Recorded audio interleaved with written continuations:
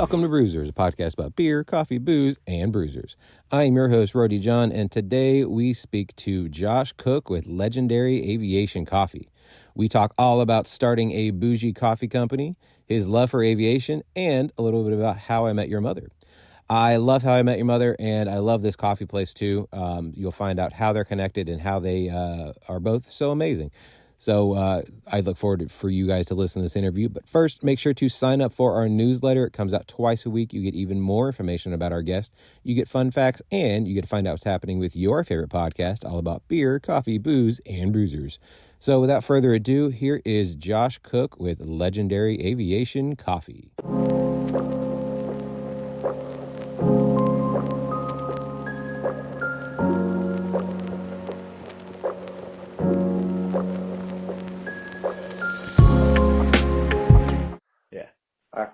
I think that's when I listen to podcasts, I think that's the best way. Like Joe Rogan does it pretty well. He just has that conversation, and all of a sudden the podcast fires up, and they continue on with the conversation. You don't even realize it. Yeah, I think the same thing. I love listening to his, and obviously it depends on who's on there, but there are some times I'll be like, I have no idea who this person is, but I'll take a listen just because, learning stuff is always a good thing. Oh, absolutely. If you're never evolving, then you're just staying stagnant. And if you stay stagnant, then you're going to stay in high school. That's what I find. Yeah, I would say if you're not learning, you're dying. So. Yeah, something like that. Yeah. So I'm always evolving. I was a strength and conditioning coach when I was in the military first, and then I went to Department of State. Then I thought I was going to be a police officer. Then the FBI came calling, and the DEA. And I thought I was going to go like the officer way, whether or not it was federal or local. Got my degree in it. And then the dude upstairs said, nope, you're going to go back into aviation. So I've been in aviation for the last 20 years. Got into CrossFit, became a CrossFit competitor, was going to go to the games, got married. That didn't work out because she wanted priority. And so I became a strength and conditioning coach, opened up that, became, I would say known, but not like extraordinarily known. Like I wasn't Mark Bell or The Rock likes to put out his stuff. He does some really weird stuff. But, then I stepped away from that because I didn't want to babysit anymore. It's really what it came down to. You get a lot of whiners, a lot of complainers. So I'm like, okay, you came in here to do work. You didn't come in here for a therapy session. And that's also what you become. And I was like, yeah, it just gets old after a while. So then I got into coffee, but I was never a coffee drinker. 2016 is when I started drinking coffee. And then I just started figuring this out and went down that rabbit hole. And, coffee is the most complex drink that we have on earth. 800 natural flavors, 1,500 different variations of the plants. Just that alone, the complexity there is fascinating. Then you throw in the roasting profile, and then you throw in the brewing capabilities and the brewing styles, brewing techniques, and it's like, holy moly. So there is hundreds, if not millions of variations of how to do coffee. And it really is a preference. So like for me, I don't like the dark, bitter, astringent coffee. I don't like the stuff that is going to give me acid indigestion or sit on my tongue all day long and give me what I call dragon breath. So I was like, well, let me figure out how to, what's the difference between coffees? And so I just went down the rabbit hole. Even today, I'm still learning. I have great mentors in front of me, and they're like, hey, go take a look at this. Hey, go take a look at that.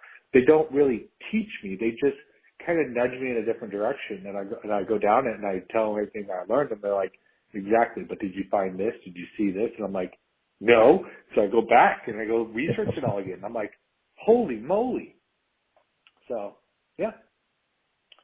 Well, first off, thank you for your service, by the way. Yeah, absolutely. It was a fun time. I still serve the warfighter today.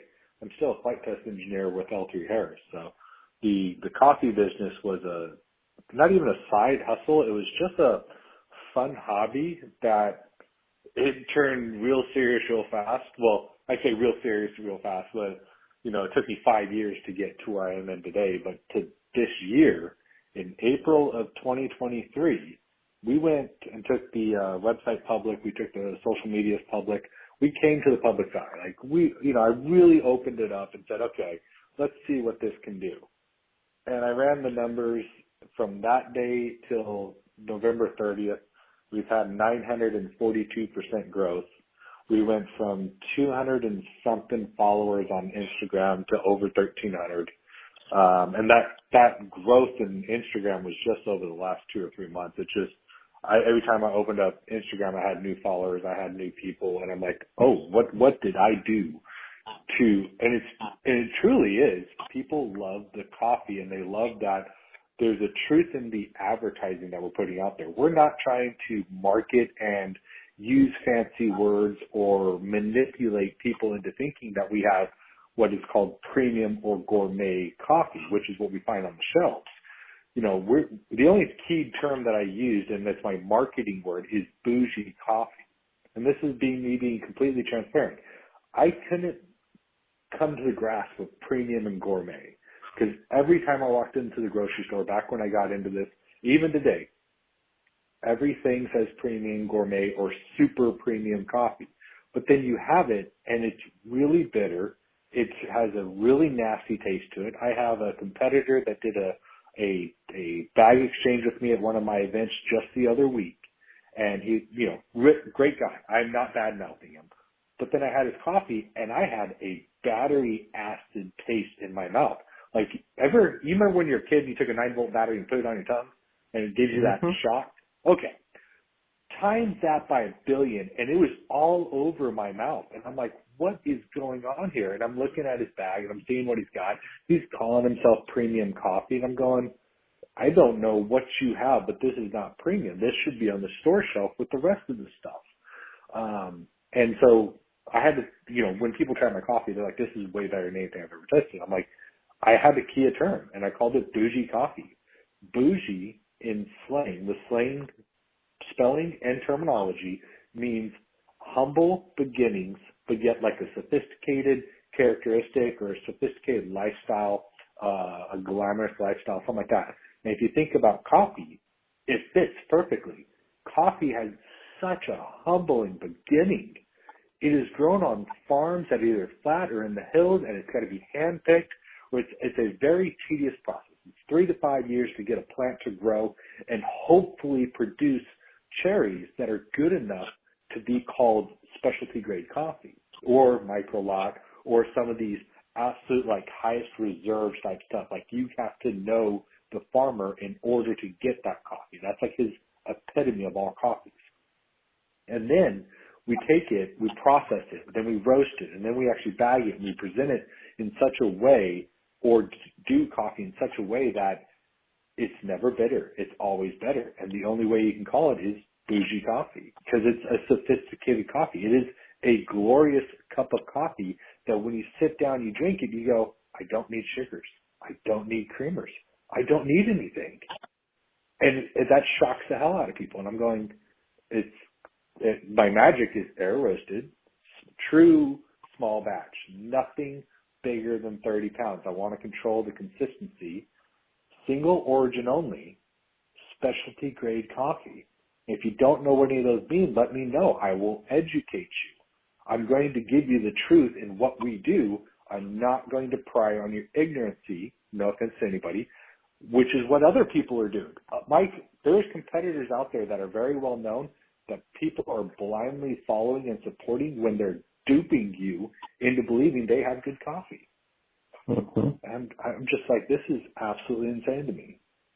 So, no, I completely understand what you're saying there because I know there's a lot of people that when they'll talk to other people about, oh, how do you take your coffee? And they'll say black, and they're like, how? And so there are coffees obviously out there that you can drink black and you get all of the flavors, all of the aromas, and everything that you're supposed to get in coffee, but everyone is so trained to almost like that horrible diner coffee or that donut shop coffee, or obviously with the, advent of Starbucks and Dunkin' Donuts and, now we have Dutch Brothers and Black Rifle, or not Black Rifle, Black Rock, flavor their drink so much that they don't know how to have coffee that is just all flavors, all in that one little cup of coffee without anything else to add it to it. Yeah, so you have Black Rock and you have Black Rifle coffee, and you got some other ones that you mentioned. I'm not trying to badmouth any of them, but a lot of them have the same flavor profile. And then they open up a coffee shop and they sit there and say, we have the best coffee. And then you get a shot, a 1 ounce shot of espresso, which is a coffee style drink. But then you get something like 6 to 8 ounces of creamer, whether or not it's oat milk or this or that, whatever it is. And I'm like, that's a coffee, that is an espresso based drink that is in the coffee category, but that is not coffee in my eyes. Now people are going to disagree with me all day long on this. I've had many conversations. Espresso is coffee, okay, but it is a style of coffee. Espresso is like it's in its own separate compartment when it comes to coffee itself. So I'm basically showing people like, okay, you have a shot of espresso that has anywhere between 75 to like 80 something milligrams of caffeine in that 1 ounce. It has no more. People think that it has 200 milligrams. I'm going, no. You're thinking 12 ounces of really good quality coffee. Once we go into the darker roast, people disagree with me all day long. Listen, I'm an engineer. I went down the rabbit holes, done my experimentations. When you start getting into that darker roast, understand something. You're carbonizing and charcoalizing that bean. What do you think happens to the caffeine content inside of there? I'm not talking about how much caffeine is in there. I'm talking about the molecular structure, the integrity of that. It disintegrates. And once that starts talking to your central nervous system, here comes the strength and conditioning coach side of me, the health and fitness guy, the guy that went down and got $17,000 worth of certifications in this field to become somebody. So I kind of have some type of a knowledge base. Understand it's not a degree, but these $17,000 certificates aren't just your basic run-of-the-mill certificates that anybody can go get. No, these are some of the premium quality stuff that like the strength and conditioning coaches that in their continuing education and so on and so forth, like the functional diagnostic nutrition. A lot of people don't know about that one. I have it, and it is one of the most in-depth nutrition certifications I've ever been through. And to be able to sit there and look at somebody's blood work and say, okay, you have some correlations going on here. We need to fix this in order for this to get fixed. We're not just going to mask this by giving you this. We're going to fix the underlying cause, which will fix all of these going down. So I say that because when I say, when we take a look at the molecular structure of caffeine at the higher or deeper roast, you'll see that the integrity actually starts to disintegrate. So then when it talks to the central nervous system, you start getting the shakes, you start getting that anxiety, the heart palpitations, the burnt or charcoaled or carbonized beans. When that hits the stomach overproduces acid, so you get acid indigestion. That full mouthfeel that you can never get rid of, even after you brush your teeth and scrub your tongue and take a SOS pad to your tongue, it doesn't leave. It's because you just drank charcoaled coffee.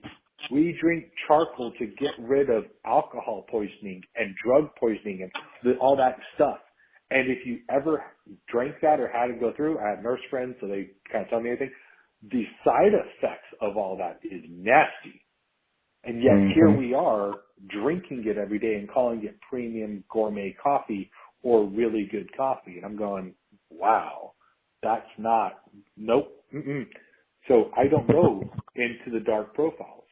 But the fact that I use an air roaster versus a drum roaster, that changes everything in the coffee world again. There's like 5% of us that use an air roaster versus a drum roaster.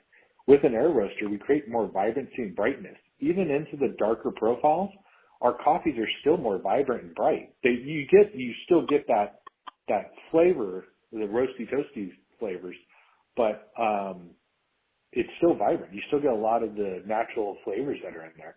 So that's another thing that further separates me from a lot of competitors is when I show them that this is what air roasted coffee is, they're like, it's brighter. There's clarity to it. I'm going, exactly. It's a cleaner cup of coffee. Not saying, what I'm not saying is anything about the mold or the non-GMO or any of that other BS stuff that people fall for